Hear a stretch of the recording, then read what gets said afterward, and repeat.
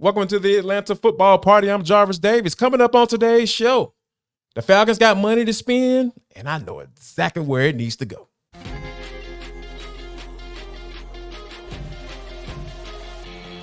This is Locked On Sports Atlanta, and it's time for the Atlanta Football Party, only on Locked On Podcast Network, your team every day.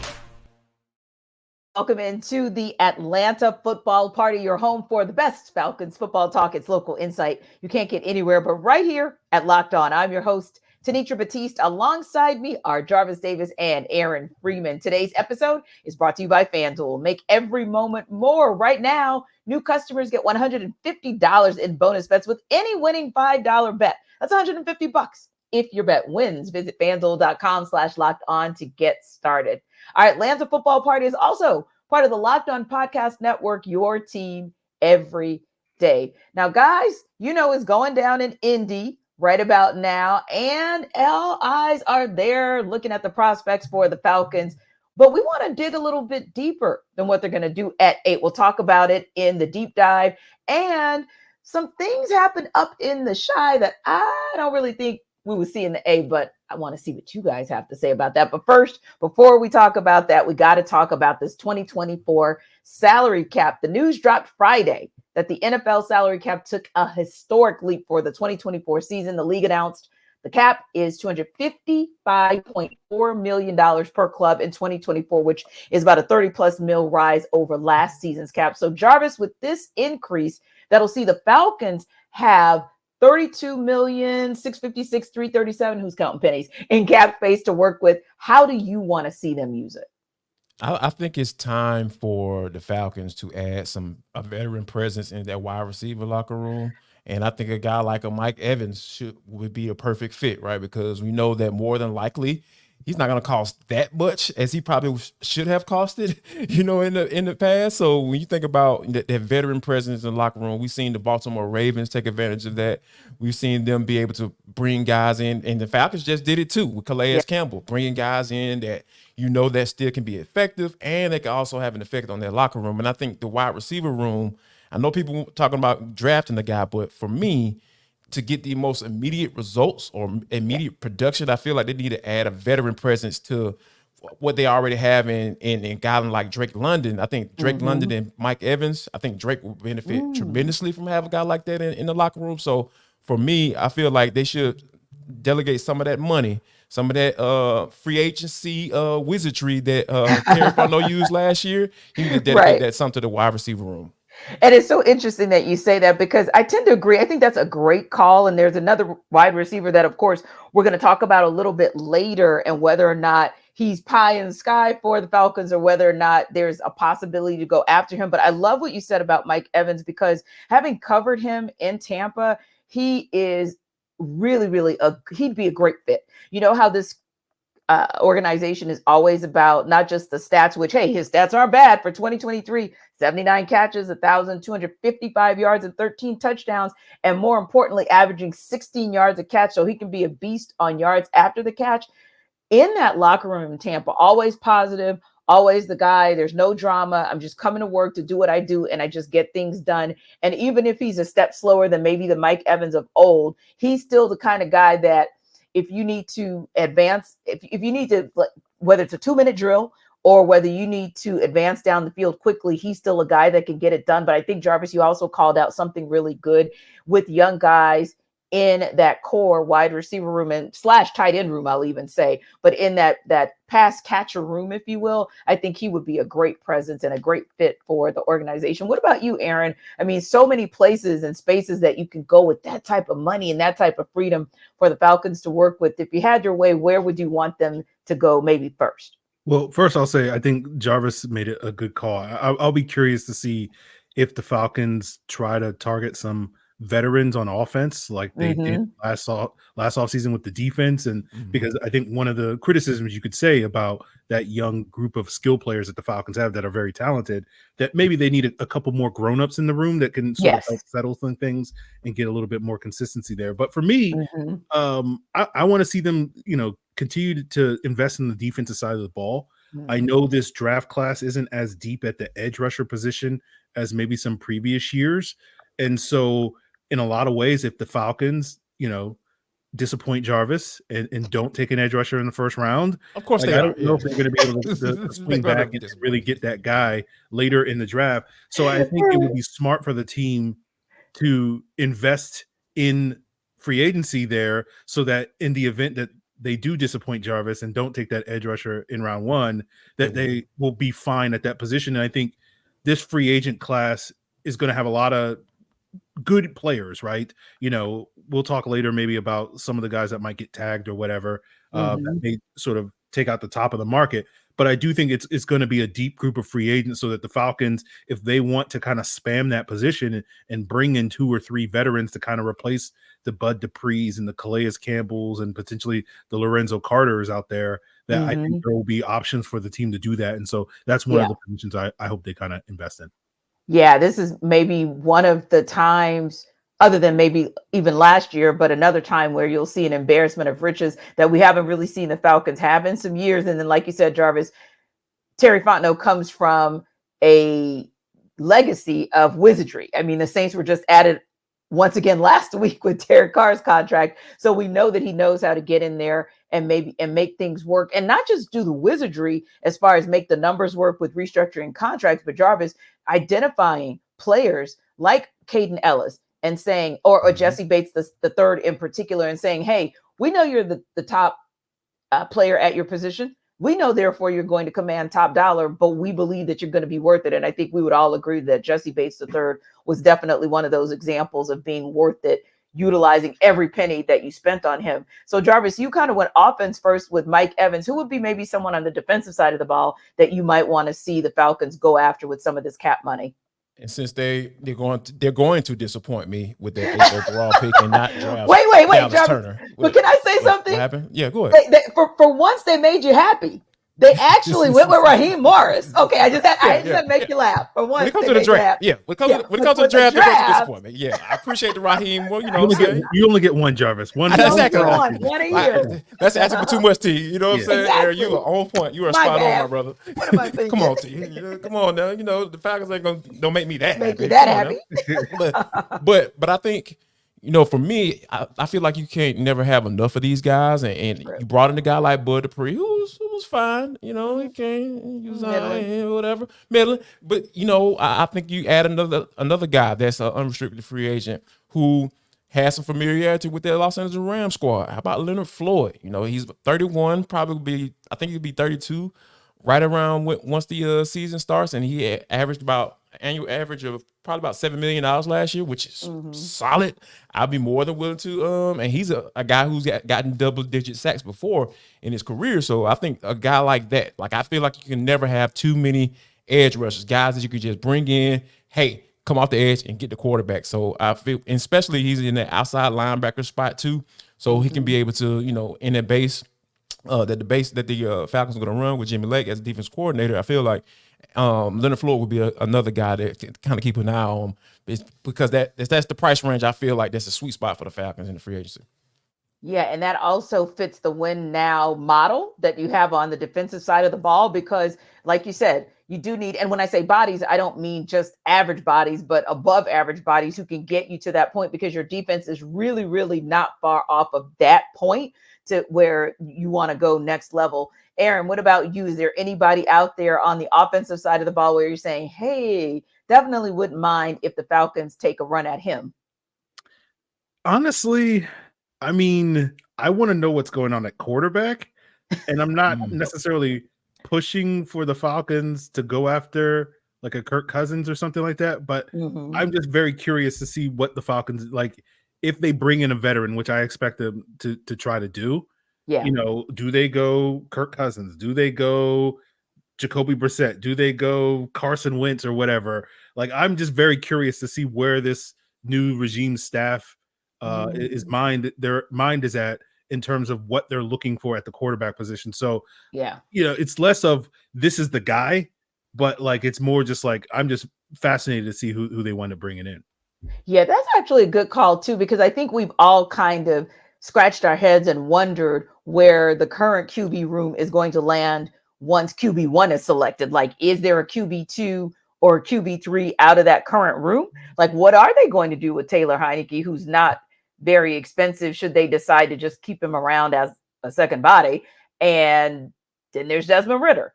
I mean, do you keep him around? So, yeah, I think those are great questions that you pose in terms of, we've spent a lot of time talking about what's going to happen with QB1. Are they going to go out into the free agency market, or are they going to go for someone in the draft? But honestly, that QB2, and we saw it. How often did we see last year the importance of getting yourself a quality QB2 when so many of the backups had to step up to the plate?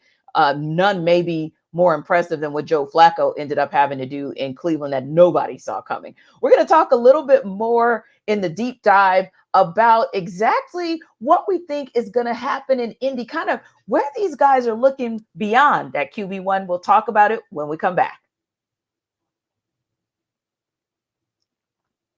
This episode of our Atlanta Football Party is brought to you by FanDuel. You can get buckets with your first bet on FanDuel, America's #1 sports book. Because right now, new customers get $150 in bonus bets with any winning $5 bet. You know, the guys and I were talking ahead of the show about what a beautiful, beautiful day it is out here in Atlanta. And you know what? You probably got to do some things, maybe freshen up your wardrobe or get your body tight and right, ready for spring. It's right around the corner.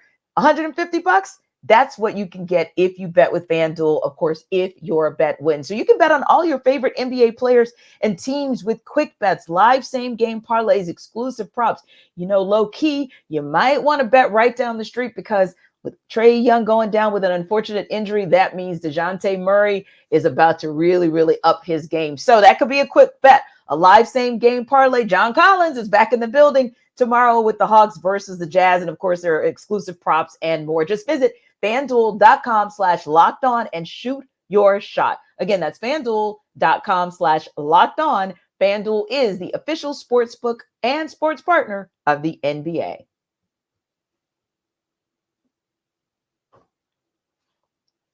All right, guys, it's going down in Indy. In fact, our girl Tori McElhaney is already headed up to Indianapolis. Jarvis, we know you'll be headed up in a couple days. And, you know, Aaron and I will be sitting here just watching and like FOMOing ourselves stupid for what you and Tori are going to be able to participate in. But hey, that's all the more reason to come back Thursday and check out the Atlanta Sports Party. And next Monday, we're going to still be reacting to so much that went on and kind of decompressing, if you will, or unpacking what went on for this entire week of the Combine. Now, we said it in the first segment, and come on, Jarvis and Aaron, we've been saying this since about, should I say week 8 of last season? We've been talking about QB1. It has been the subject and the focus for everybody.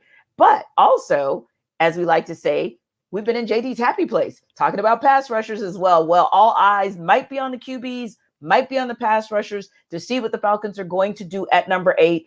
And don't side-eye me, Jarvis, when I say they might be looking at wide receivers too, but I digress. But I think some of the jewels can be found in those later rounds, and we know that. We know that Matthew Bergeron is an example of a jewel that you can find in that second round. We know that the Falcons have had jewels in that third round, and now that we know pretty much for sure that they're going to get the third round pick from Jacksonville versus that second round, it becomes all the more important that they get that right. And we started to see some really good signs from Zach Harrison last year as an example. So you can still get some quality players out of those rounds. Aaron, I want to start with you. When you look at where the Falcons might possibly go, where you'd like them to go at the number 43 pick in that second round, where do you kind of think there would be a good fit there? Well, I know this wide receiver class is pretty deep, right? Yes. If they don't get that guy, they, you know, again, much to the chagrin of Jarvis, they might get that guy at 8. But if they don't get that, I mean, truth be told, they could triple dip at the wide receiver position in this year's draft, just because it's basically Drake London just, you know, looking around being like, who else is here? Because everybody like else, Will Smith and Fresh Prince. Yeah, you know. And so like I like, to me, the Combine, you know, it gets a bad rap from some folks for being like the underwear Olympics, but like for me at least, I can say this. I'm going to care a lot about the 40 times of these wide receivers, because basically I think the Falcons desperately need speed at that wide receiver position. Yeah. And basically, like my philosophy, if you ain't running a 4.42 or faster, then I don't want you here in Yeah. Atlanta. I think So that's for me, like a lot of these guys, the Lad McConkeys, the Troy Franklins, the AD Mitchells, etc., that are potential in the mix at the top of round 2, I'm very much intrigued to see how fast these guys run. Like I know they're fast, but I want to see how fast they are, and sort of we get like a 4.38 or something like that from one of these guys, or a 4.32 or something like that, then I'm gonna be singing their praises all season long. Be like, get that guy in round 2. Yeah, and it so depends, Jarvis, because we know how this goes. And Aaron, no pun intended, but it's a run. So once you get that QB run, then the next run is either going to be O linemen or wide receivers. I kind of sort of think it's going to be wide receivers first, but I think it depends on whether or not the team or teams that go after those top quarterbacks actually already have protection in place for those guys, or do they desperately need someone for them to throw to? Like I said, my guess is that they're going to go after receivers. But that said, that run could kind of take you all the way into the second round. Do you see the Falcons going after maybe the wide receiver there versus 8, or do you see them maybe going in a different direction at the 43 spot? To be honest with you, I would love to see for them to get a guy like a center guard combo, because I feel like there's I think there's some value there, especially with Drew Dahlman, and now he's been fine. Let me get it wrong. Like he's exceeded my expectations, because now granted they were very low, but I would love to bring some competition in that spot. So if you can talk about a center guard spot, maybe a Cedric Van Pran. I don't know if he'll go that high, but it's depending on, like you said, as far as from how he moves and the cone drills and everything like that, obviously that comes into play. But when you talk about just looking at the tape, like the guy deserves to be in those conversations between the second and third round, in my humble opinion. So I would prefer them go that center guard route to kind of shore up that offensive line, get some talent in there. And like you say, if you have an injury, because those do happen. I feel like you have somebody be able to slide in that spot and potentially be a situation where, hey, they can be your starter for the next 5-6 years. Yeah, I really like that, because I haven't heard much conversation about the O-line. And when I say that, minus the obvious, minus Chris Lindstrom and minus Jake Matthews. But when it comes to the other 3 positions, and don't get me wrong, like you said, they've been solid, but what's wrong with going after maybe that second guy who could potentially turn into that first guy, right? So I like that call as for Cedric Van Pran. And then even going back, and I just kind of thought about it, I had to double check, because I was like, oh my goodness, I can't believe I forgot about this. But you look at guys like AD Mitchell, and when Aaron was talking about speed and kind of who the guy is that he might want, I thought, okay, let me go back and kind of ask, is that kind of the guy you were thinking of, or are you looking, at different guys at that wide receiver spot? Because I think that would be what they do at that 42, I think is going to be so very intriguing. So no, I was thinking about, what you said, and I wonder who you have your eye on, because I think a lot of other guys that they would want, unless somehow miraculously Keon Coleman is there, kind of, sort of, maybe, I don't know. That's the only other. I was going to say that, right, because it depending on which draft board you look at, he could very well be not there, but maybe right above him. So maybe you do something like you did to get Matthew Bergeron. Oh yeah, and to add to what you were saying about the whole Jake Matthews piece. Yes. Jake Matthews is no spring chicken. He's not right. Like, a tackle in that spot too, that'll be something to take a look at as well.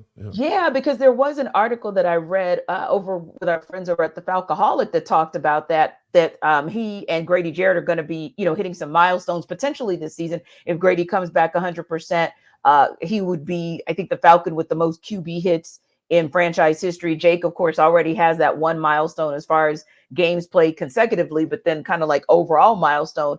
But in order for you to hit that milestone, you have to be up there in age and up there in season. So yeah, Jarvis, you make a good point about whether or not they could actually go there. And Aaron, I wanted to ask you kind of one more round before we go into the questions around some of the drills and kind of where your eyes are. When you look at that third round and think about the fact that the Falcons, minus number 9, the Falcons have had some success in the third round. Where would you like to see them go? Maybe whether that is a position that we talk about that needs to be shored up, or another position where maybe, like Jarvis said, from an injury perspective, wouldn't be bad to get another guy in there and for competition.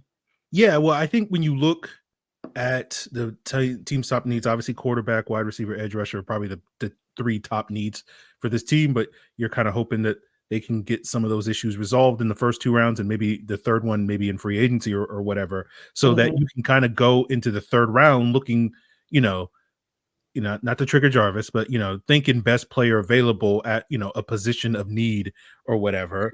Right. And, I'm looking at D tackle. I'm looking at offensive tackle as positions that make a lot of sense there because like, for me, at least, I think a lot of the Falcons' current issues are they did not do a good job planning for life after Matt Ryan and Julio Jones. Indeed. And I don't want to see this team be in a similar predicament, especially given all the progress they've made in the trenches, where they're not prepared for life after Grady Jarrett or life after Jake Matthews, and they have to regress back to what they were a couple of years ago when they were devoid of talent at those position groups. So stashing those guys now that, you may not necessarily have to need them until 2 or more years down the road, because hopefully Grady and Jake are going to continue to play for a long time.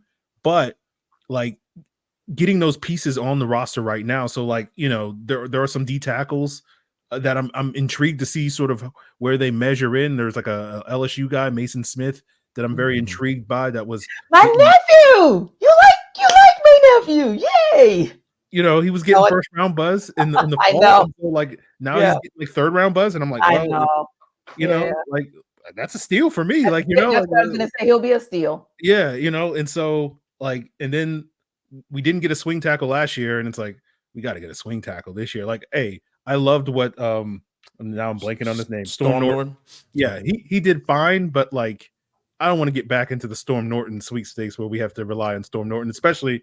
And we talk about Jake Matthews but like, there's a world where the Falcons are looking to upgrade over Caleb McGarry because there is a path, again, hypothetically, if they were to draft a certain left-handed quarterback in this draft that goes to the University of Washington, I don't think Caleb McGarry is the guy that you want protecting that guy's blind side in the future, Right. So upgrading that spot may also be something that you could look at maybe in round 3 or later. Indeed. Oh, can I add this, y'all? Like, we haven't talked about it, but we got to bring it up. Cornerback. Got to go find a corner. Right. Find one in But that second and third round. Yeah. Right. But that goes back to Jarvis. That's one of those positions. You're absolutely right. Where we low key have kind of not talked about that secondary and that particular position. You're right. And that's why I kind of wanted to hear from you guys on not focusing so much on that first round, but really looking at the second and third, because that very thing. And also to what Aaron said, and of course, not sending any negative vibes or energy out there, but not only is Grady, getting older, but you don't know what this Grady will look like on the other side of this injury. So you got to have the contingency plan in place, lest you kind of are caught with your pants down, and you don't want that to happen again.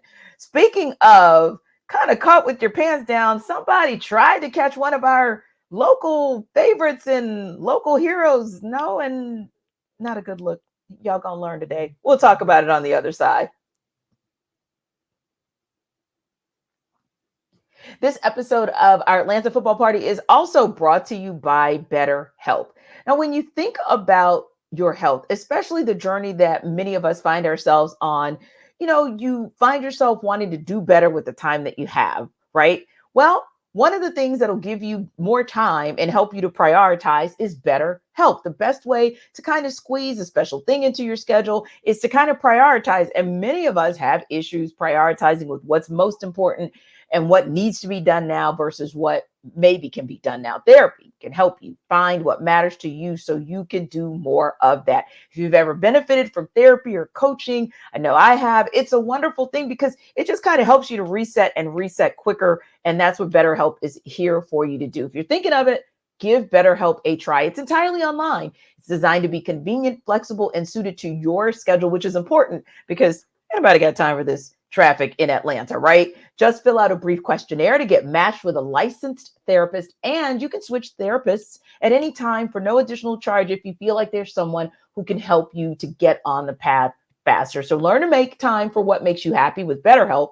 Visit BetterHelp.com/locked on today to get 10% off your first month. That's BetterHelp, HELP.com/locked on.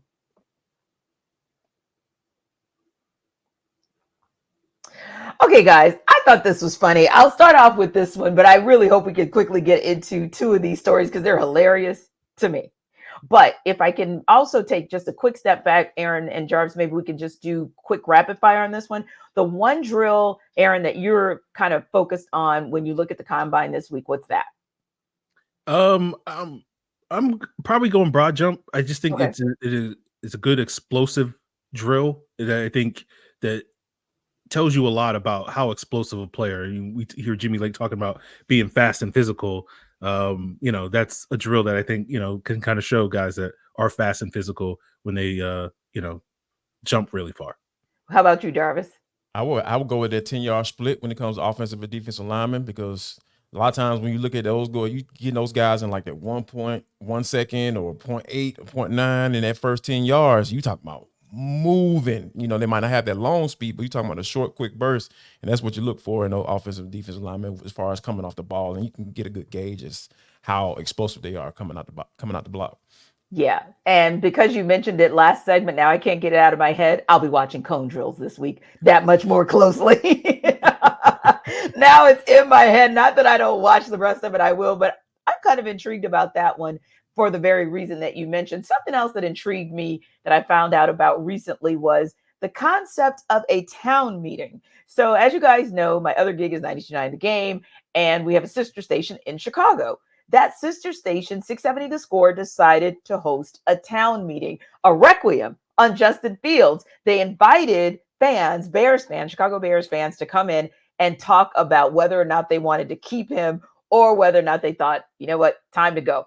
I don't know about you, Jarvis, but that was just hilarious to me because I was thinking to myself, Aaron, too, like, I don't know if the media here is about that life. And I really don't know if the fan base here is about that life because everybody's so nice here, but they actually went at it in Chicago. Those who were in favor of keeping Justin and those who wanted to say, okay, bye. You know what, T? Like, this is, the first thing that came to mind when you sent this story over, I was like, what if they had a Matt Ryan, Michael Vick town hall? Okay, now see, you just went at it. I was just like, first of all, that would never happen. Second of all, they would need all the security in the world. Because that would get Cam Newton. I'm talking about people with guns. Oh, no, yeah. Oh, yeah. If they would try to do something like that. That's a good one, though, Jarvis. That is a good one. Yeah, that would be very interesting. Yes. It would be interesting. Wow. But I don't know. You might not. You might lose your life in that one. For me, like this, it tells you it's election year because they're doing town halls for football teams and like they're doing town halls for election. Right. It's like very clearly everybody is, worried about what's happening in November later this year, and so it's like, let's do a town hall on Justin Fields. And it's like, all right, cool, I guess. I hope you guys figured it out because I know the Bears GM is like, who cares? I'm going to do whatever I want to do. So, if they got some peace of mind out of it, maybe, cool for them. But like at the end of the day, the team's going to do what the team is going to do. The team is going to do what they're going to do. It is. I mean, yeah. And it's so funny, though, because the question was asked of him when he went on 92.9, where did most of the fans land? And he said that while the Keep Justin Fields fan base was passionate, the majority of the people landed on the side of let's just move on because they really want Caleb Williams. Apparently moving on is not what some visitors, family members, friends, and the like wanted to do at a 7-on-7 this past weekend. Cam Newton hosted a 7-on-7, which he's been doing this for years. He really does give back a lot to the community, is very, very much still involved with Westlake High and other entities in the city. So at the end of this 7-on-7, a little bit of jabbering, little jaw clapping, or whatever they call it, jaw something. Anyway, jaw jacking. That's it. I was coming. I wouldn't let you take my black card today. So a little bit of jaw jacking that went on at that 7x7 on 7-on-7. And I don't know, Jarvis. I felt like folks had to learn the hard way that Cam Newton is a massive human. And what you are not going to do is come within arm's reach of him because he windmilled about 7 dudes out of his space. Why? Like, I never forget when I first met Cam. Like, in the previous life, I used to do security at a club. So, I used to run into NFL cats all the doggone time. And, I'm not a small guy. For those of you who listen to this podcast, you don't know, I'm about 6'5", about 345. You know what I'm saying? Working on my shape still. I'm putting on my figure. So, size doesn't impress me when it comes to guys in the NFL. But when I say the first time I saw Cam, you talking about a dude who's probably 2 of me from as far as shoulder width. Yes. And dude, he's just a big mofo. So I don't understand how people who didn't play for professional sports would try to run up on him. And the video circulating all over social media about the guy talking about Cam and hating on the Cam and everything like that. And it just goes to show you like how demented these guys are. Yeah. Like, why you think you're gonna run up on somebody like that? And he's from the South Side too. He went to Westlake. You know who else went to Westlake? Pac-Man Jones. And I've had some run-ins with him as well. And that dude ain't got it all. And he is about that life. So for you to try to run up on a guy that comes from a school that is about that life and a side of town that's about that life, like, you deserve everything that you get. You getting slung around by your little dreadlocks, you know what I'm saying, like a little rag doll, man. And he was holding one guy, had one guy yoked up and then just slink. I was just like, dude. And then the thing about it is, like, this is how you know that Cam is a tactician. Like, when the guys first ran up on him, the first guy that ran up on him swung on him. Then he grabbed another guy that was right there, and then slung him over to the other area so he can kind of get out of the way of being, like, subdued. It just goes to show you, like, that man, like, people talk about Cam, and you can say whatever you want to about Cam Newton, but the man is a very, very tactful dude, and you need to understand that. So all you guys coming from wherever side of town you coming from, just know, don't try that man no more. Yeah. He didn't even need security for him. He handled that all on his own. And the funny thing is, he's actually a very nice guy, but cross him on the wrong day at the wrong time, the wrong way, and you mess around and you're gonna find out. Well, look, here it is. Like, this man is stiff arming John Abraham and Cam Jordan.